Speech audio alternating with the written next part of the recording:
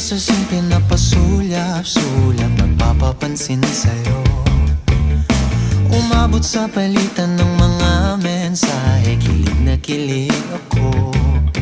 Kumusta, kain na, hello, magandang umaga. Ingat ka, pahinga, huwag kang masyadong magpupuyat pa. Naramdaman ng puso na dahan-dahan akong nahuhulog sa'yo. Sa kada araw natin na pag-uusap, meron ng